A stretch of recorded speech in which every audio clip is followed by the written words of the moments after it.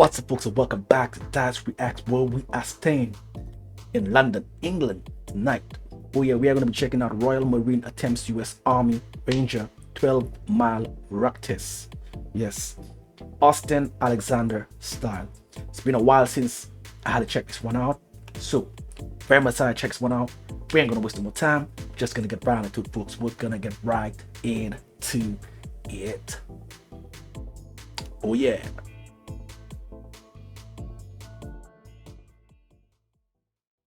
I know what you're thinking, Jim, if you are this hardcore ex-Royal Marines commander with a YouTube channel, why do you not more regularly indulge in military-style challenges? Well, the wait is over and today is that day.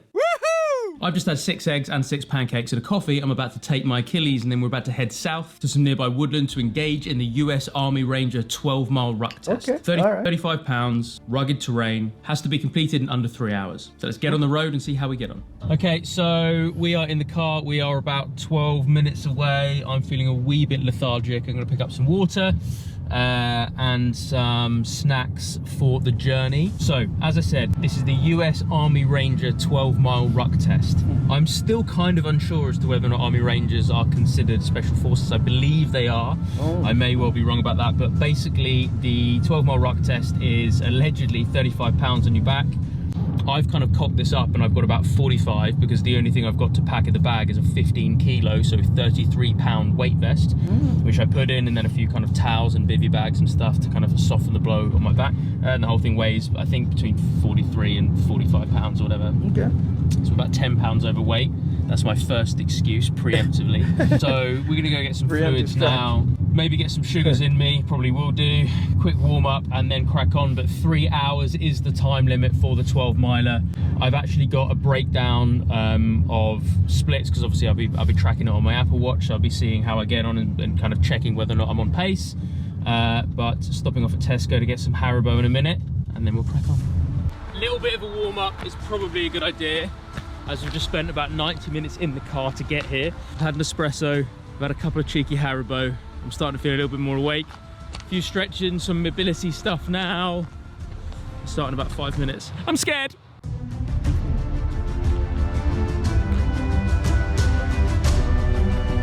Okay, so paces wise, what we want to be doing, I'll put it up on the screen for you now. And basically to get in with at 240, so give myself 20 minutes of kind of wiggle room. A 1k split is basically 8 minutes 17 per k, which obviously for anyone who runs will be kind of nice and easy. But my overladen bag, which I also can't find my camelback, which is the flipping bane of my life, so it means I'm gonna have to have the water either in my hand or in my pocket or something. 8 minutes 17 average pace, and obviously there will be a couple of breaks. Just get a little bit of water on board, probably neck a few Haribo as well. So if I can keep that around about 8 minutes per K, that'll be pretty decent. Under 2 hours 40 total, that is the time. Let's get cracking. Cheers. Let's see how it goes. I'm ready. Bag is on, heavy bag, remember? Flipping 10 pounds heavier than it should be. I feel ready, I'm a little bit warmed up. I'm definitely procrastinating because I don't want to do it. But a few sips of Monster, got my Haribo ready, 12 miles. Georgia, you're going to do the first 3 with me, aren't you? Yeah, and I didn't realise it was like a run.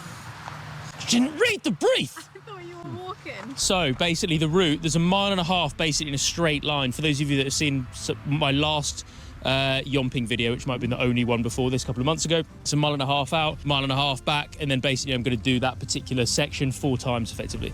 Okay. Start line is about 20 meters that way.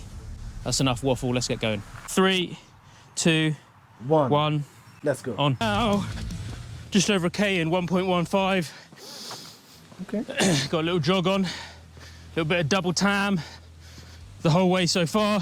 Pacing is so important with this, and it's not only the specific activity, but if you're not used to exercising within certain time domains, and I'm just not used to, doing anything for nearly 3 hours or anywhere near that, as I'm sure all my... Because I'm guessing he's in the UK. He's not in the US doing this. He's in the UK, right? But I would say yes. I don't know, I'm just saying.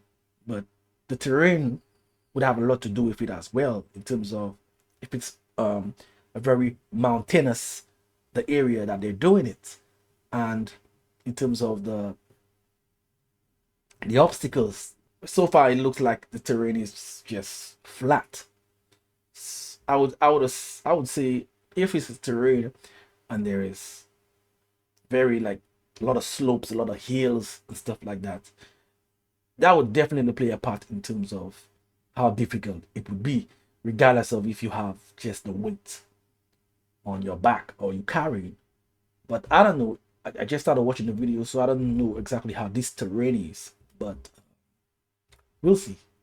Previous girlfriends will testify, so it's just something that I've got to recognize early on and make sure that I don't come out the gate too fast and be like, oh, this is fine, I can definitely sustain this, because you're just going to experience certain kind of physical sensations working in a longer time domain that you're not used to. Like, I don't know how my legs are going to feel, I don't know how my lungs are going to feel, I don't know how my shoulders and my back are going to feel, because it's been a while. Obviously, compared to proper yomping weight, this isn't too much. This is like slightly less than CFT weight, which is 44 pounds, and obviously a rifle, but it's been a while since I've done it. So I've just got to make sure that I kind of look at everything through a slightly different lens. I'm just going to look at the first probably 45 minutes of this, try to stay on pace or slightly below, and we're very much below that now, which is good.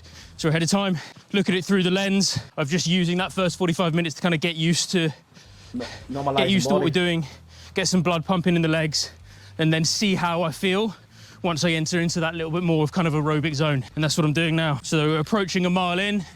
Feeling pretty good so far, though. Road touched. I was just saying to G, off camera, I got the distances completely wrong. It's 1.75k, not a mile and a half. So I have done this before. I must have recognised it's just over a k and a half, not just over a mile and a half, so I got that slightly wrong. So, I mean, this is going to be tough regardless. Don't get me wrong, this is going to be tough regardless. But I'm just saying, the kind of terrain that the test is on, I don't know, in terms of the US.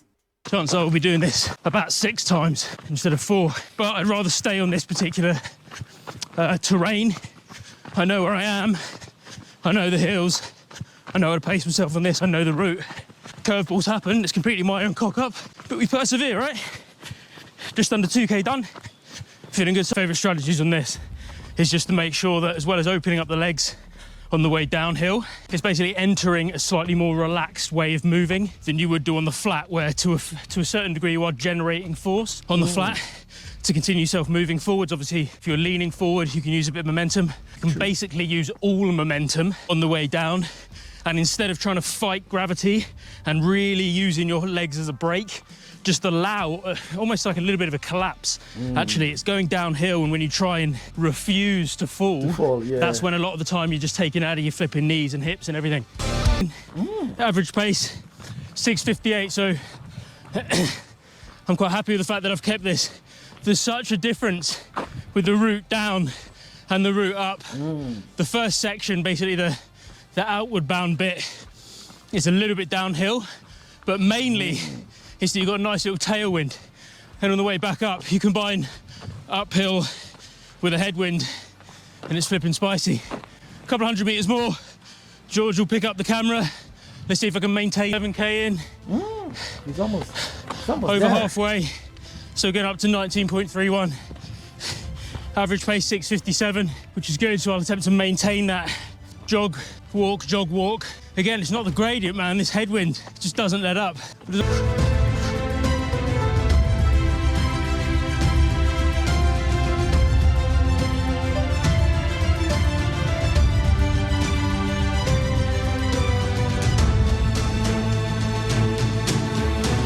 Spicy. 12.6k in. Okay. Also, as my bag is a bit heavy, anywhere between kind of 42, 45 pounds, 44 pounds, 20 kilos, is the Royal Marine Commando CFT combat fitness test weight. And I am about 160 minutes. What the fuck is wrong with my brain? About 160 meters away. 16.7k in. Had a bit of a second wind. Now my lovely other half has poured some water down my neck. 1 hour 56 through. For Americans that are attempting to be special forces operators, I don't know, I'll say it's on this. Maybe you've got to take a serious look at yourself and whether or not this is the right career path for you. Because if you're 22 and you're getting smoked by a washed up old bastard like me, something's wrong. I have to agree. I 17.65k. It's about a mile left. Feeling pretty good. Just breaking up into 50, 100 meter sections of walk, run, walk, run. I had an extraordinarily ambitious time target, and it looks like I'm going to exceed my best case, which I'm not saying to demonstrate I'm awesome. I'm saying because clearly I don't know my own level of fitness right now. But these longer events where it's just embracing a certain level of discomfort the whole time, that seems to be my jam. You've made it? Done. Damn. 2 hours, 14.13. Not bad. Time limit was 3 hours. Yeah. So I've got to be flipping happy with that. Oh my God. Wow. That bag is coming off.